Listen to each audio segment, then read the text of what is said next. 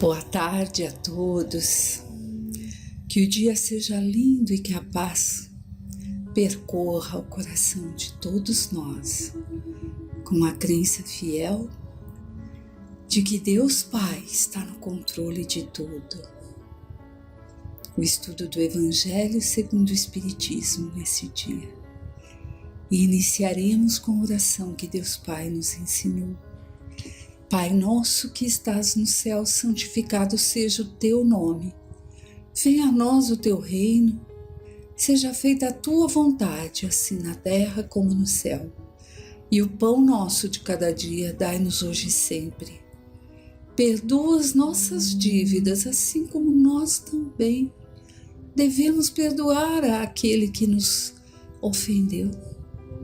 Não nos deixe, Pai, cairmos em tentações. Livrai-nos de todo e qualquer mal, que assim seja com a graça de Deus.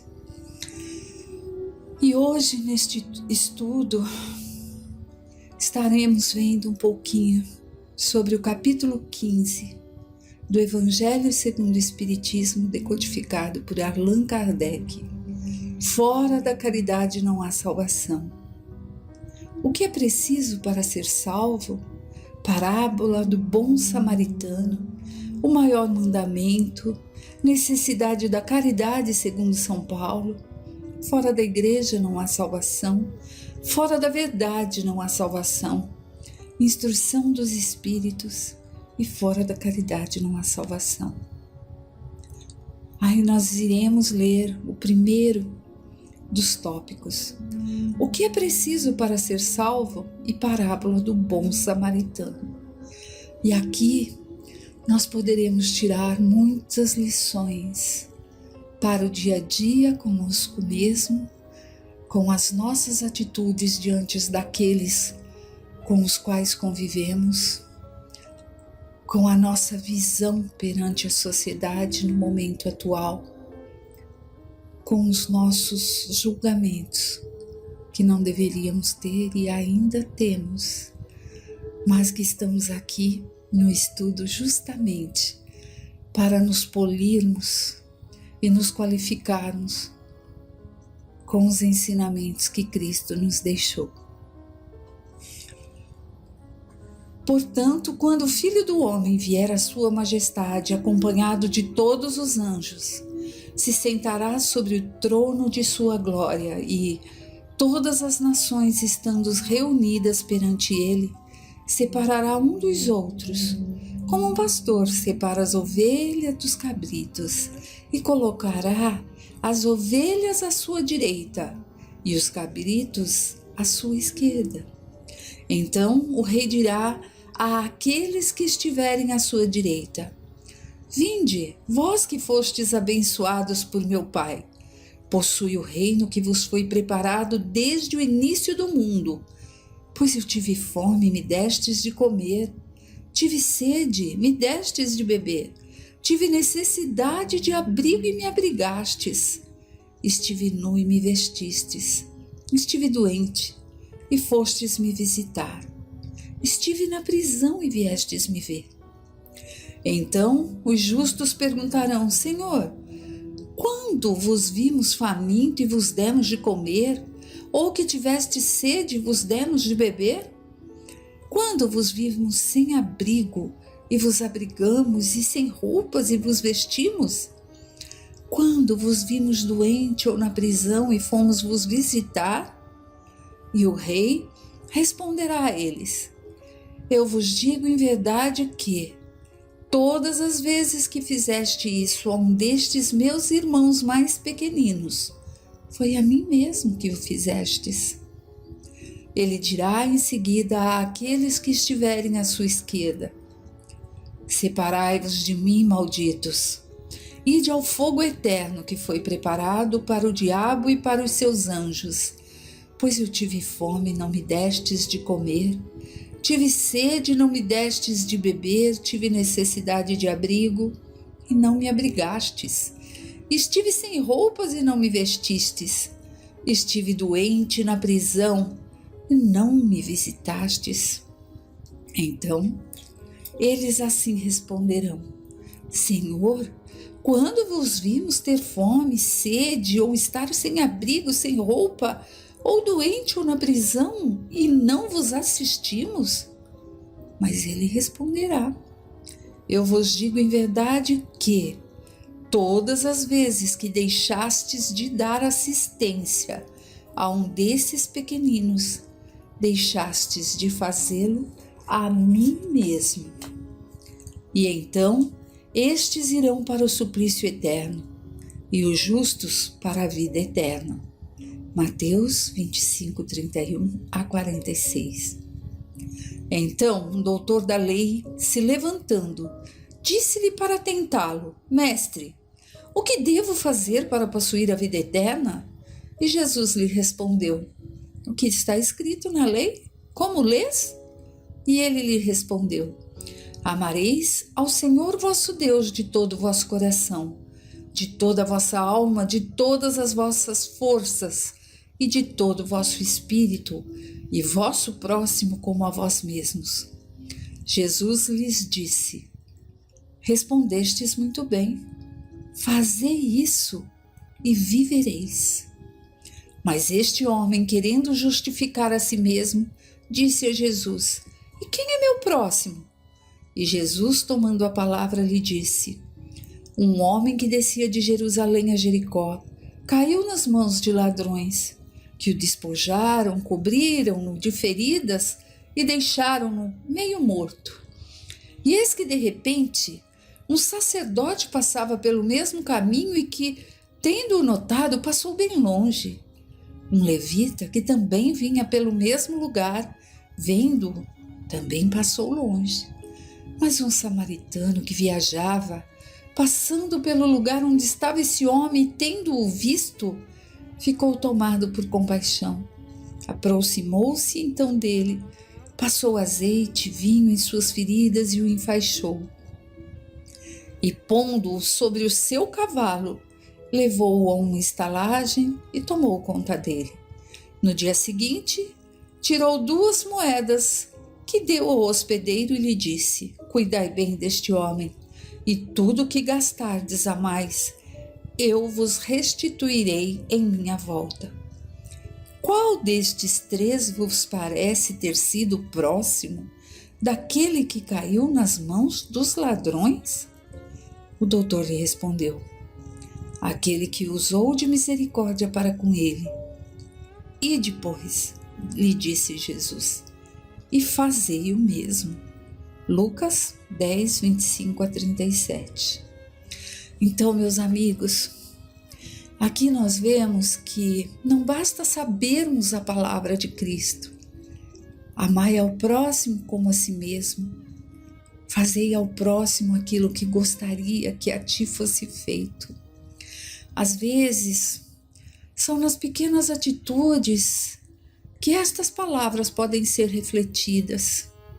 No começo, para aquelas pessoas que ainda acham que tem que ser olho por olho, dente por dente, não vou ajudá-lo porque não é merecedor, que ainda tem esse julgamento arraigado dentro de si, tem que começar com um exercício mesmo.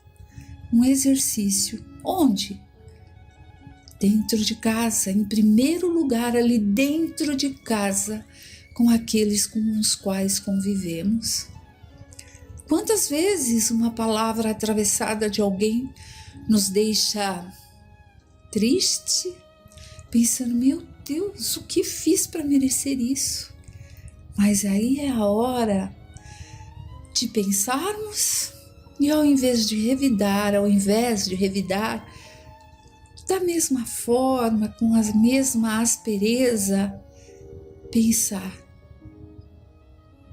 fazei àquele que me agride da forma que eu gostaria de ser tratada. Porque a atitude fará com que essa pessoa vá aprendendo a mudar, a repensar e a se refazer enquanto pessoa, a se aprimorar, a se lapidar diante dos ensinamentos que não precisam, às vezes, serem lidos, serem explicados, mas sim serem mostrados nas atitudes. A nós, espíritas que somos, as atitudes é que nos representam.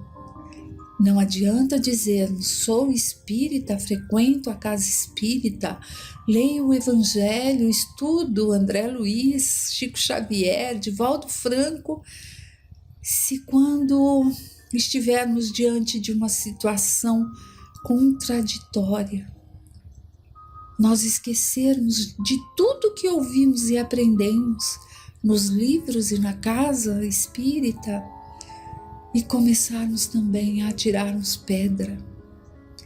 Atirarmos pedra. Isso também é ter caridade. Aprender a guardar essas pedras, a deixar de lado, a esquecê-las no caminho e a retribuir com vibrações de amor, de carinho, de pensar, esse irmão ainda não chegou a situação de aprendizagem que eu já cheguei, que Deus cuide dele. Isso no sentido mais figurado que está dentro desta caridade. É uma forma de caridade que não é aquela simplesmente de dar o objeto material, que é uma caridade que nesse momento se faz tão necessária, que é muitíssimo importante. Muitíssimo importante. O alimento, o agasalho, a coberta, mas a compreensão, a fala adequada ao outro também é uma forma de caridade. E para muitos, principalmente aqueles que são mais abastados financeiramente, que podem ir lá e resolver a caridade material, falando, cumpri minha missão, estou comprando tijolinhos para uma construção celestial. Para muitos destes, essa caridade de emanar amor, de compreensão e de entender que cada um de nós, seres humanos, estamos numa evolução, é um aprendizado. É um aprendizado do qual podemos estarmos ali e fazermos uso dela para que nós próprios ganhemos com isso em forma de evolução moral. E quando Jesus coloca ali que passou um sacerdote, passou um outro também estudioso das palavras e fizeram-se de cegos, desapercebidos, mostra que é aquele outro que não tem tanto conhecimento da lei em si, mas que tem isso intrínseco dentro de si, dentro do seu coração. Viu o necessitado, foi lá e auxiliou, sem nem pensar se com isso estava ali ganhando crédito diante de Deus, mas fez porque é o que gostaria que a ele fosse feito. Que nós aprendamos nesse momento e em todos os demais a sermos caridosos nas pequenas coisas, para que aí possamos também sermos eficientes nas caridades maiores e façamos ao próximo só aquilo que gostaríamos que a nós fosse feito. Toda a moral de Jesus se resume na caridade e na humildade, ou seja, nas duas virtudes contrárias ao egoísmo e ao orgulho. Em todos os seus ensinamentos mostra estas virtudes como sendo o caminho da felicidade eterna. Bem-aventurados, disse ele, os pobres de espírito, ou seja, humildes, pois é deles o reino dos céus. Bem-aventurados aqueles que têm o coração puro, bem-aventurados aqueles que são mansos e pacíficos, bem-aventurados aqueles que são misericordiosos. Amai ao próximo como a vós mesmos, fazei aos outros o que gostaríeis que vos fizessem. Amai aos vossos inimigos, perdoai as ofensas, se quiserdes ser perdoados, fazei o bem com discrição. Julgai a vós mesmos, antes de julgardes os outros. Humildade e caridade Eis o que ele não cessa de recomendar e exemplificar: orgulho e egoísmo. Eis o que não cansa de combater. E faz mais do que recomendar a caridade. Coloca-a claramente e em termos bem definidos como a condição absoluta da felicidade futura. No quadro em que Jesus nos mostra o julgamento final, é preciso, como em muitas outras coisas, separar o que pertence à linguagem figurada, à alegoria. Os homens, como estes a quem falava, ainda incapazes de compreender as questões puramente espirituais, devia apresentar imagens materiais chocantes, surpreendentes, capazes de impressionar, para melhor serem aceitas. Devia mesmo não se afastar das ideias do seu tempo, quanto à forma, reservando sempre para o futuro a verdadeira interpretação de suas palavras e pontos sobre os quais não podia explicar-se claramente. Mas ao lado da parte acessória ou figurada do quadro, há uma ideia dominante, a da felicidade reservada aos justos e a infelicidade que espera o mal. Então, gente, quando Jesus disse ali que os que estavam à esquerda seriam lançados aos diabos e aos seus anjos, é para que o povo daquela época o entendesse. Mas nós sabemos que isso tudo é a nossa própria consciência, quem irá nos cobrar os atos que praticamos, as palavras que proferimos ao vento e deixamos ser levadas e emanadas pela energia universal que está aí e que chegue a outra pessoa, mesmo que esteja em outro país, a quilômetro de distância. Somos nós que teremos que dar conta disso.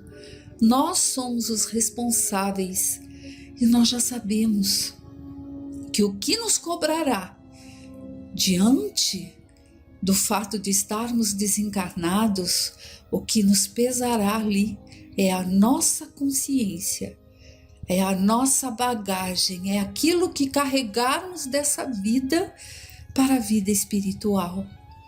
Então que saibamos nesse momento praticar a caridade, mas que comecemos nessa semana como exercício a praticá-la ali, com aquela criança que nos rodeia o tempo todo, com aquele adulto que ainda não entende o que é espiritismo, ou que não entende o principal, que não precisa ser a sigla da religião ou da doutrina, mas que não entende o que é o amor de Deus, ou que muitos ainda nem creem que Ele exista, que Ele é o Criador de tudo. Então que tenhamos essa paciência, que saibamos proferir as palavras certas, que saibamos digerir e repensar aquilo que estaremos recebendo para podermos ali transformá-la numa resposta boa a essas pessoas que nos rodeiam e sempre nos lembrarmos dos irmãos que necessitam também dessa caridade material, do alimento que nutre o corpo, mas que faz com que a alma, o espírito ganhem esse alívio, ganhem esse sustento necessário e que consiga assim perceber que não está só nesse mundo. Então, meus irmãos, que esta semana seja de paz, que tenhamos ali a certeza de que Deus está presente em tudo e em todos, das grandiosas às pequenas coisas. E agradeço a Deus Pai por essa oportunidade, por esse trecho do Evangelho, para que possamos pensar e repensar em nossa vida, em nossos atos, em nossas atitudes.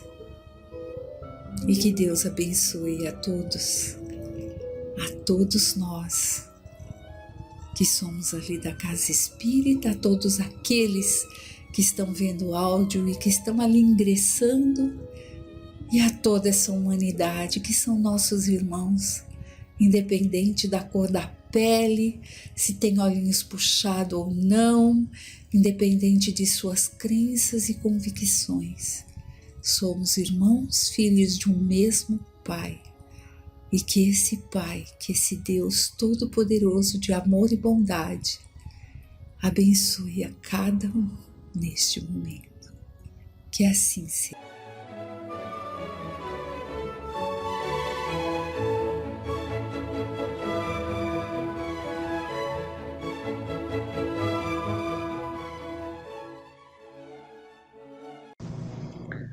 Olá, amigos.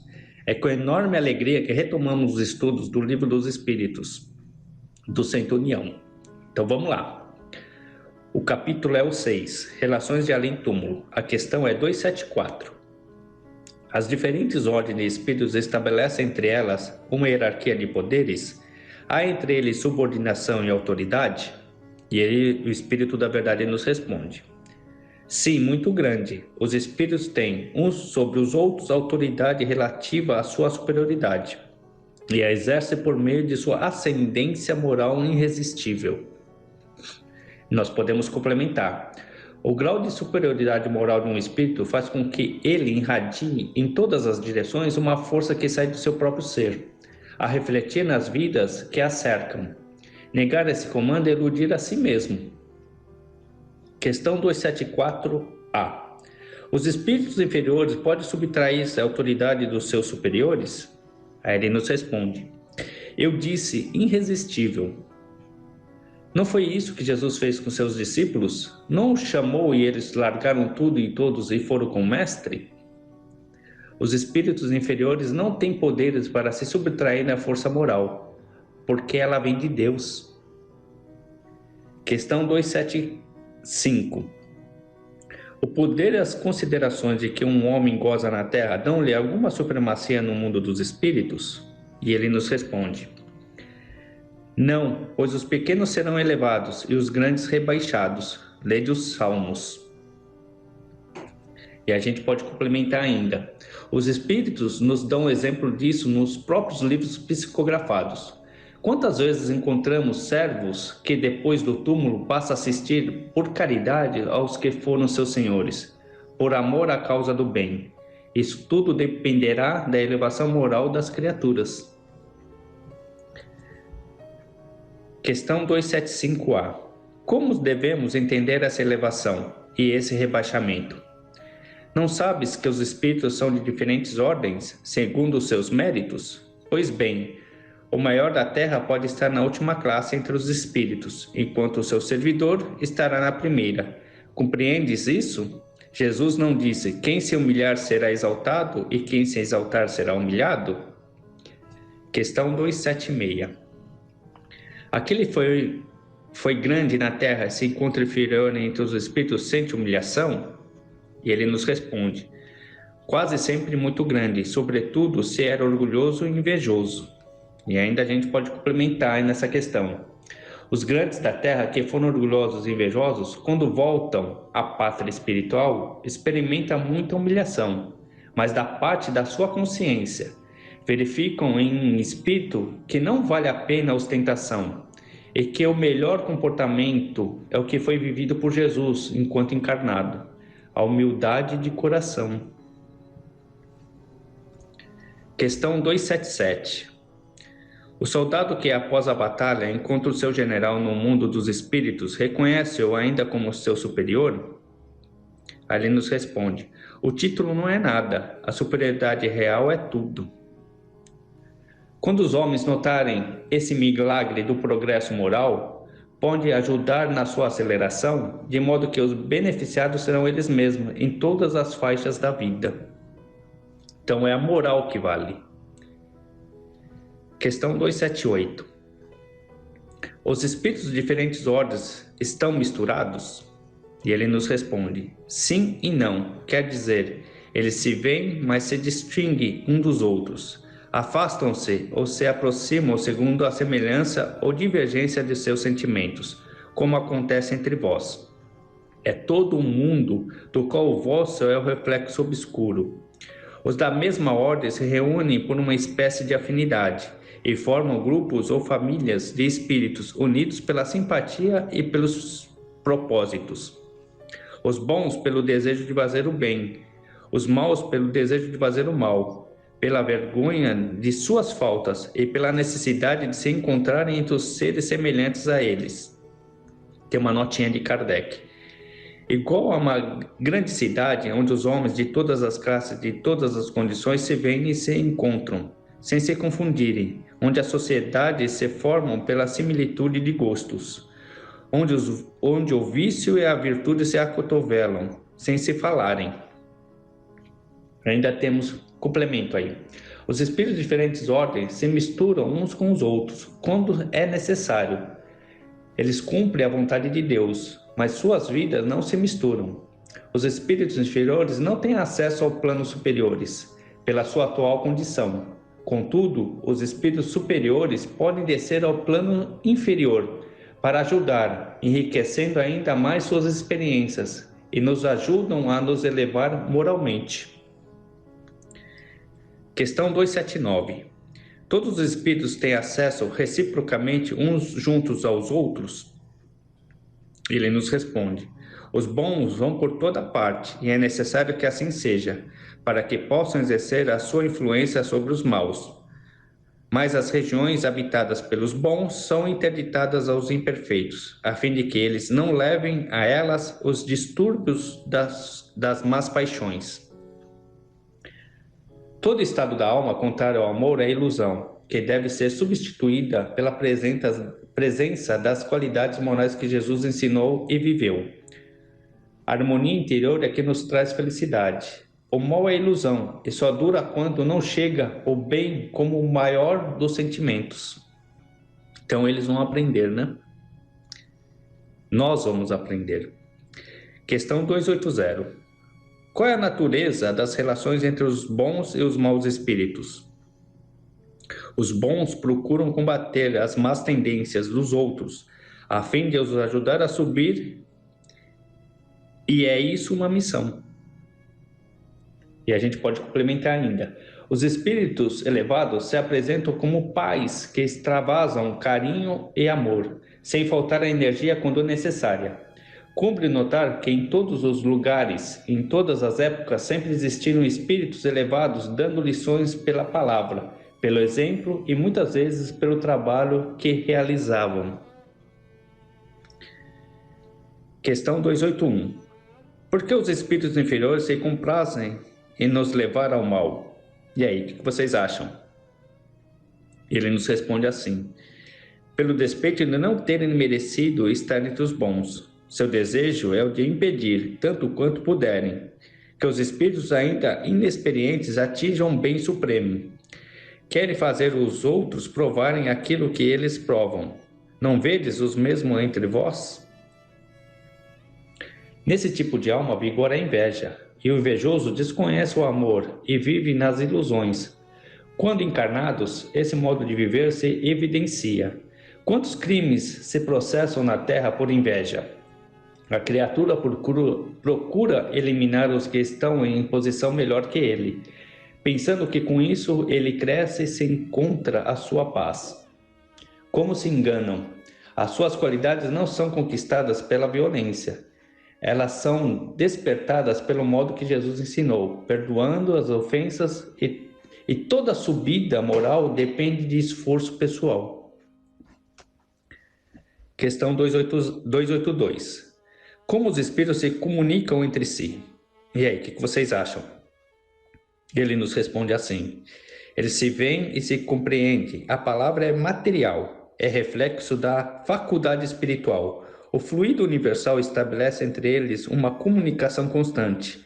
É o veículo da transmissão do pensamento, como o ar é para a voz o veículo do som, uma espécie de telégrafo universal que liga todos os mundos, permitindo aos espíritos corresponderem-se de um mundo para o outro. A própria mediunidade é a prova dessa verdade. O médium, sintonizando com seus mentores espirituais, recebe deles as orientações através do pensamento. Questão 283. Os espíritos podem dissimular reciprocamente os seus pensamentos? Pode esconder-se um dos outros? Não, ele nos responde. Para eles, tudo permanece a descoberto, principalmente quando são perfeitos. Pode distanciar-se um dos outros, mas sempre se veem.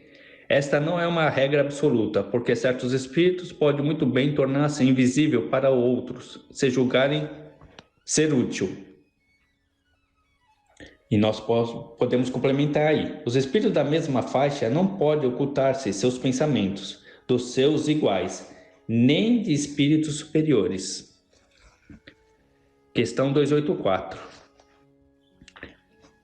Como podem os espíritos que não têm mais corpo constatar a própria individualidade e distinguir-se dos outros que os rodeiam?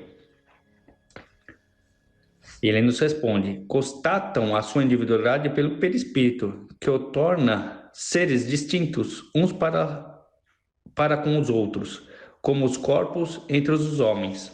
Então, o que nós levamos após a morte do corpo físico? O que vai com a gente? O perispírito, né?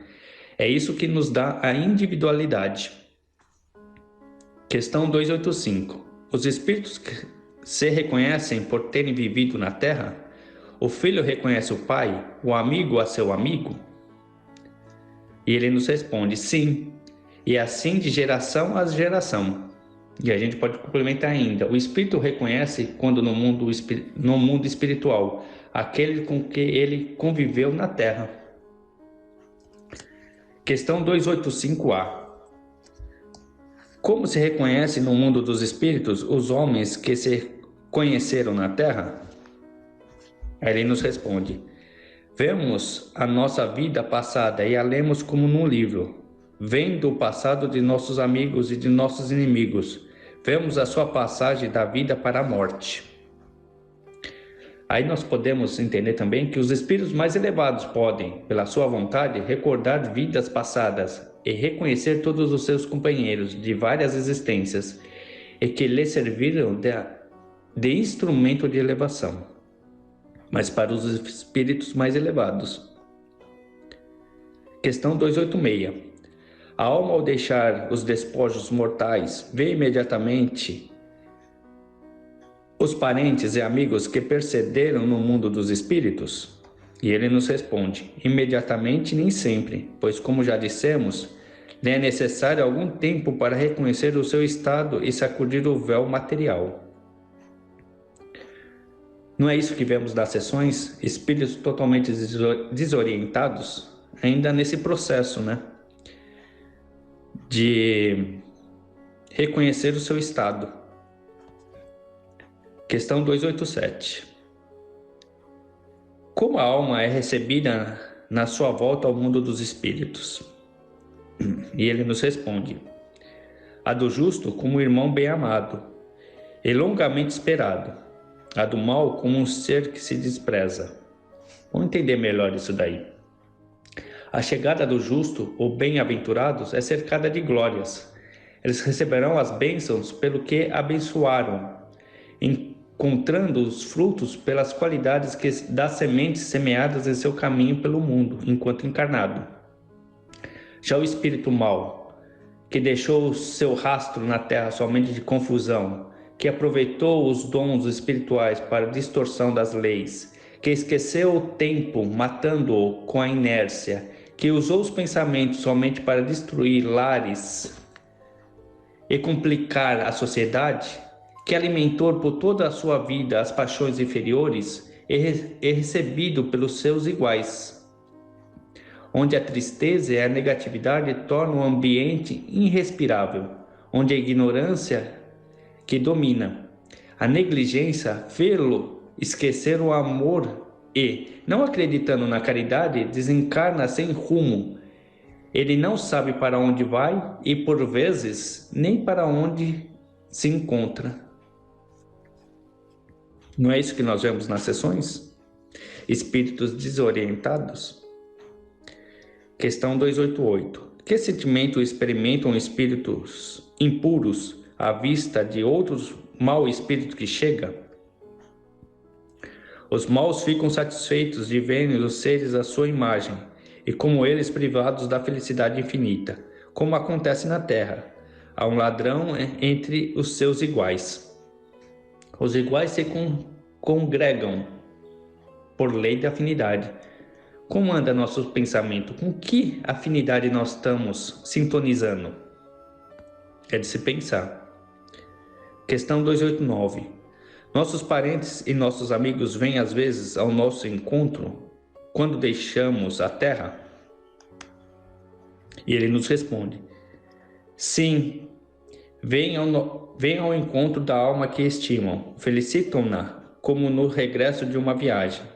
Se ela escapou dos seus perigos do caminho, ajudam a se desprender dos liames corporais. É um favor concedido aos bons espíritos, quando os que os amam vêm ao seu encontro, enquanto que estão manchados ficam no isolamento, ou cercados somente de espíritos semelhantes a eles. É uma punição. Vale lembrar que até para nos assistir à nossa chegada ao plano espiritual, esses espíritos precisam já ter condições em se tratando de ajuda espiritual.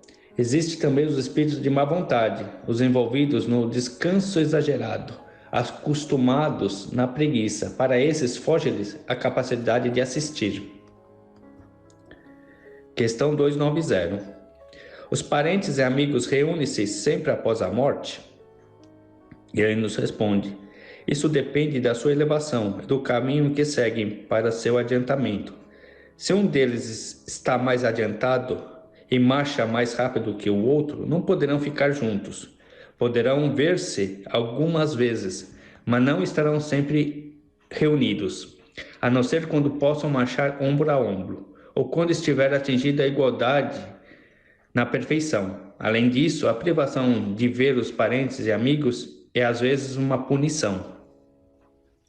Aí nós podemos complementar ainda. Para os parentes desencarnados ficarem juntos, necessário se faz que estejam no mesmo plano de atividades sentimentais ou morais. Porém, os mais elevados, por amor, descem de vez em quando para os planos mais inferiores, em que se encontram os seus entes queridos, para visitá-los. O amor é, pois, uma força poderosa que interliga os corações em todos os planos da vida. Então é isso, pessoal. Acabamos esse capítulo, mas antes de terminar com a nossa prece, eu queria ler só um trechinho do livro Caminho, Verdade e Vida, psicografia de Francisco Cândido Xavier, ditado pelo Espírito Emmanuel. A lição é 40. E ela nos fala assim: tempo de confiança. E disse-lhes: onde está a vossa fé? Isso se encontra em Lucas, capítulo 8, versículo 25. A tempestade estabelecerá a perturbação nos ânimos dos discípulos mais fortes. Desorientados ante a fúria dos elementos, socorrem-se de Jesus em altos brandos. Atendendo-os o mestre, mas pergunta depois: onde está a vossa fé? O quadro sugere ponderações de vasto alcance. A interrogação de Jesus indica claramente a necessidade de manutenção da confiança, quando tudo parece obscuro e perdido. Em tais circunstâncias, surge a ocasião da fé, no tempo que lhe é próprio. Se há ensejo para trabalho e descanso, plantio e colheita, revelar-se-á igualmente a confiança na hora adequada. Ninguém exercitará otimismo quando todas as situações se conjugarem para o bem-estar. É difícil demonstrar-se amizade nos momentos felizes. Guardem os discípulos naturalmente a oportunidade da luta maior, em que necessitarão aplicar mais extensa e intensivamente os ensinos do Senhor. Sem isso seria impossível aferir valores. Na atualidade dolorosa, inúmeros companheiros invocam a cooperação direta do Cristo. E o socorro vem sempre, porque é infinita a misericórdia celestial. Mas vencida a dificuldade, esperem a indagação: onde está a vossa fé? Os outros obstáculos sobrevirão. até que o discípulo aprenda a dominar-se, a educar-se e a vencer serenamente com as lições recebidas. E é isso, pessoal. Pai nosso que estais no céu, santificado seja o vosso nome. Venha a nós o vosso reino, seja feita a vossa vontade, assim na terra como nos céus. O pão nosso de cada dia dai-nos hoje. Perdoa, Pai, as nossas dívidas, assim como nós perdoamos aos nossos devedores. E não nos deixes cair em tentações, mas livra-nos, Senhor, de todo mal. Que assim seja. Até a próxima